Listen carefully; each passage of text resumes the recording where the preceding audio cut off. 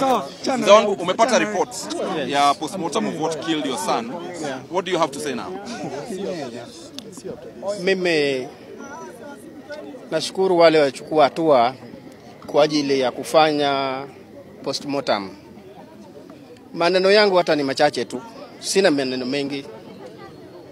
Naibu mkuu wa polisi Bwana Eliud Lagat,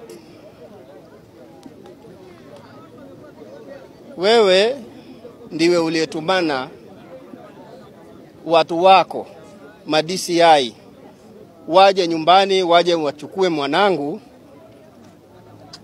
ili wamlete Nairobi.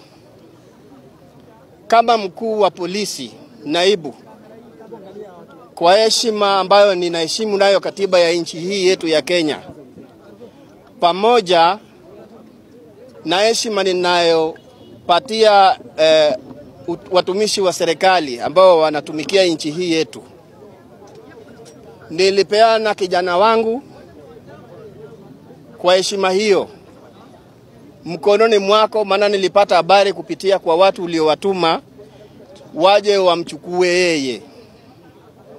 Baada ya kukabidhi huyu mtoto kwako, maana hawa ni watu uliowatuma tu,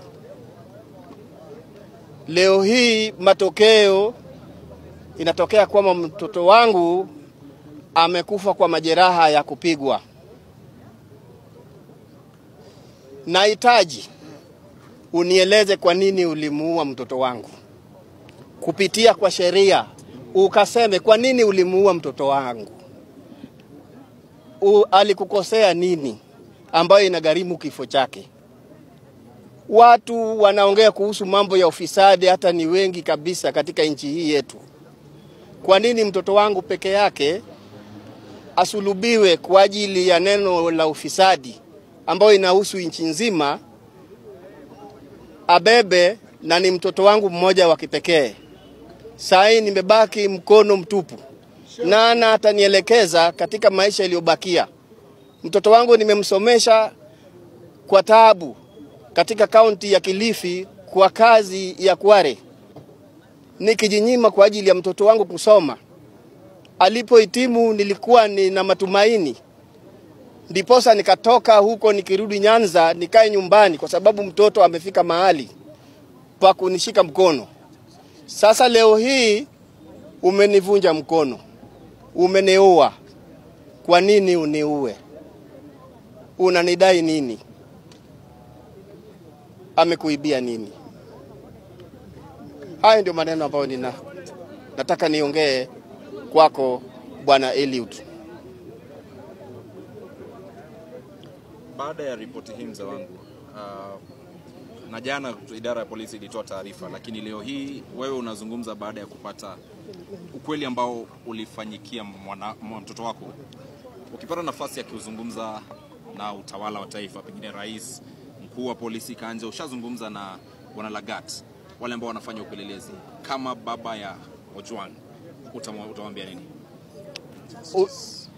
Mimi nataka niongee kuhusiana na mambo ripoti ambayo nilipata kwa police station ya kwamba ilikuwa ni ya uongo kutokana na uchunguzi uliotokea leo.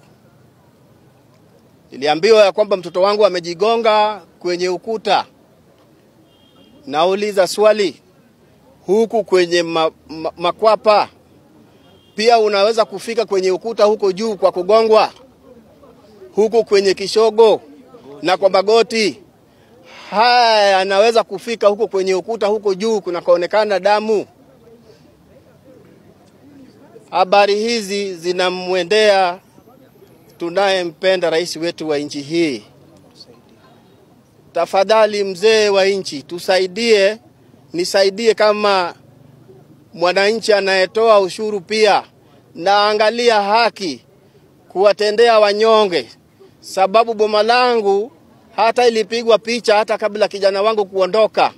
Wakaona kwamba huyu ni mfukara, hawezi kujitetea. Kwa hivyo lolote tunaweza kumfanyia mtoto wake ili kwamba iwe suluhu namna hiyo. Hiyo haibariki. Hiyo ni laana. Hiyo ni laana. Hiyo ni laana. Tusaidie. Asante na pole sana.